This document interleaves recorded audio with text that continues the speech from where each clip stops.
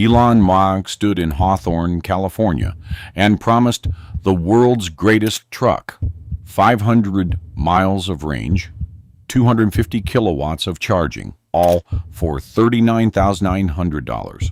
4 years later, none of those numbers survived contact with reality.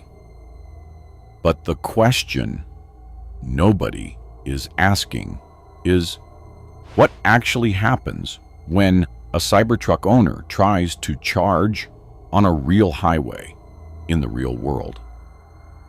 Before we get to the owner stranded in Amarillo on a 9-hour tour to Denver, hit subscribe and stay locked in, because the charging crisis goes deeper than any recall headline told you. On November 21st, 2019, Elon Musk walked onto a stage at Tesla's design studio in Hawthorne, California, and did something few CEOs dare to do. He made a specific promise, not a vague one, a number: 500 miles of range, 250 kilowatts of DC fast charging, a starting price of $39,900. He called it the Cybertruck, the best truck ever made, and the crowd erupted. Within 72 hours, more than 250 people handed over $100 each to hold their spot. That is $25 million in deposits placed on a truck nobody had driven, from a company that had never built a pickup. The reservation list kept growing. By 2021, it passed 1 million. People on forums debated trim levels and towing specs like they were already parked in their driveways. The promise felt real because the numbers were real, specific, loud, on the record. Then came November 30th, 2023. 4 years and 9 days after that stage reveal, the first Cybertrucks rolled out of Gigafactory, Texas, in Austin. 34 trucks delivered at a splashy ceremony. Musk called it a moment of history, and in a narrow sense, it was. But look closer at what actually shipped. The 500-mile range model was gone. The delivered Cybertruck AWD was rated at 340 miles by the EPA. The starting price for the cheapest available version sat at $60,990, more than 50% above what Musk had announced in 2019. And the 250 kilowatt charging figure? It was still being quoted in promotional materials, but the fine print had shifted, and no independent test had confirmed it held up under real conditions. Most of the coverage that week focused on the delay. 4 years late, promises broken on price. Those were the easy headlines. A handful of outlets noted the range gap.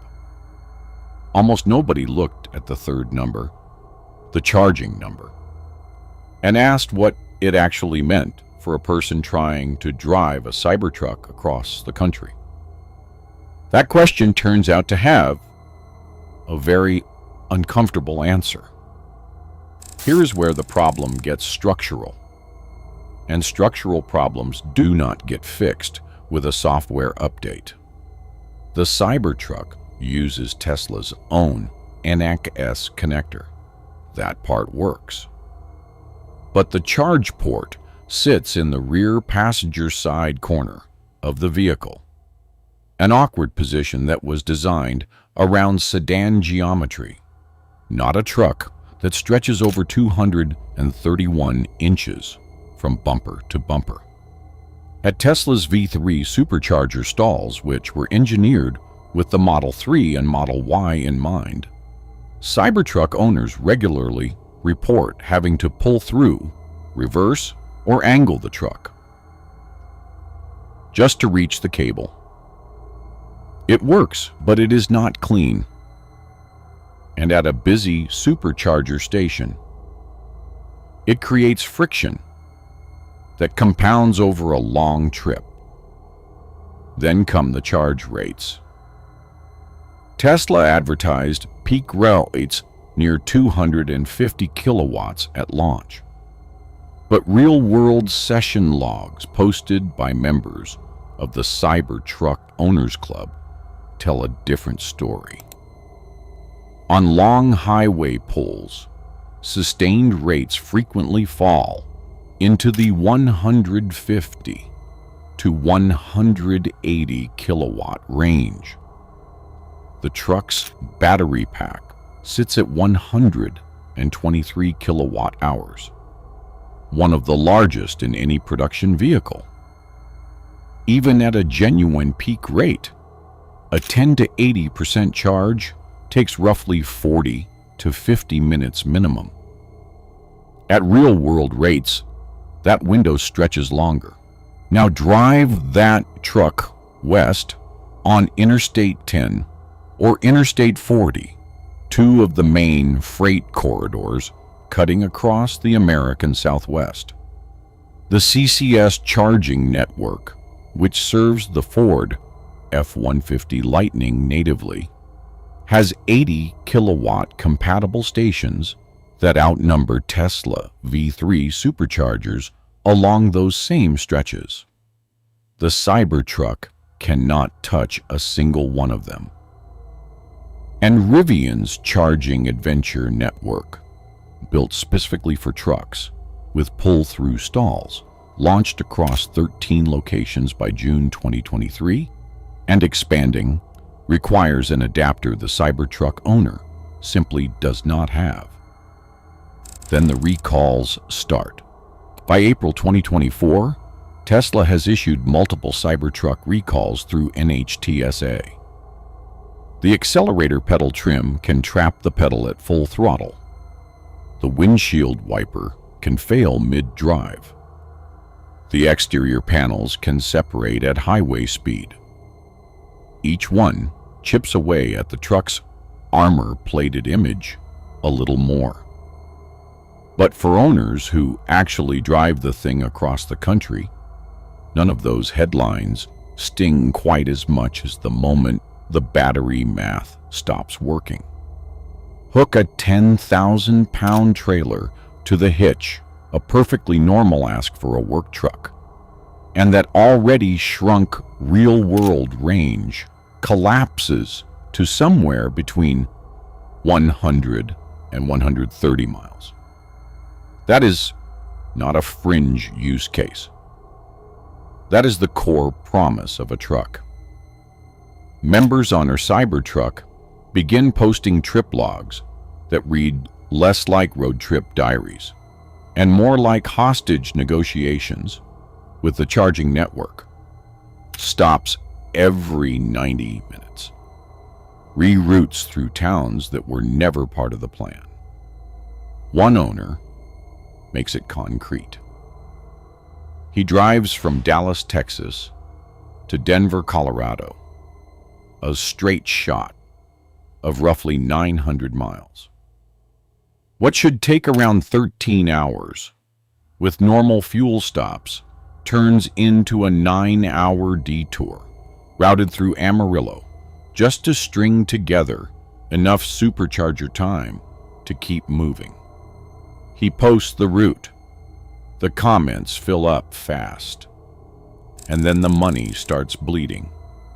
Depreciation data from IC cars shows Cybertruck resale values falling faster than nearly any other segment in the EV market within just 6 months of launch.